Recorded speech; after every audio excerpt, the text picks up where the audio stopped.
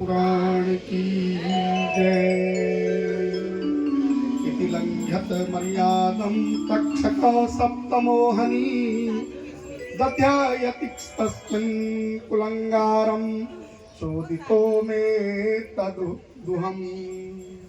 देखिए, जो कर्म किए थे कर्म का फल तो अवश्यमेव ही भोगना पड़ता है। इन्होंने मर्यादा का उल्लंघन किया था। किसने? राजा परीक्षित ने। यही तक्षक आज 7वें दिन तुझे 10 लेगा ऐसा साथ दिया।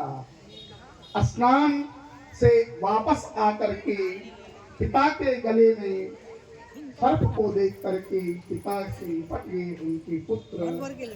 जब श्रृंगी ऋषि का ध्यान भंग हुआ और अपने पुत्र को रोता देख करके जब रोने का कारण जाना तो पुत्र से कहने लगे, पुत्र तुमने बड़ा अनर्थ कर दिया।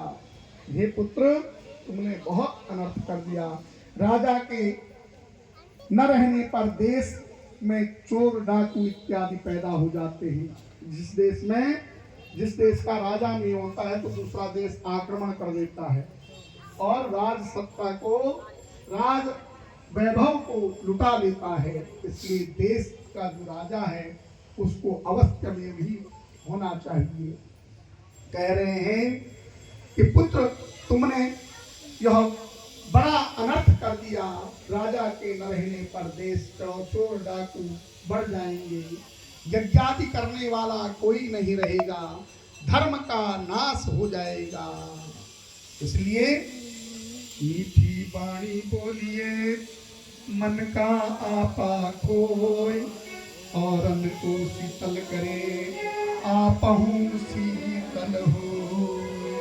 इसलिए प्रेम की वाणी बोलनी चाहिए।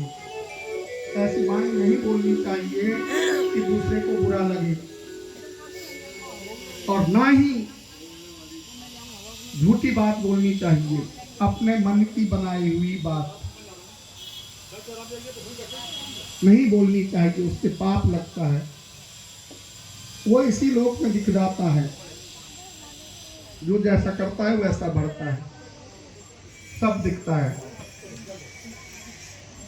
ये संसार चला चली का मेला है। मन से कभी भी किसी का बुरा नहीं सोचना चाहिए।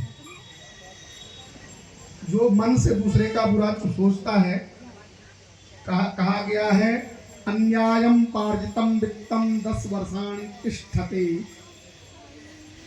अन्याय पूर्वक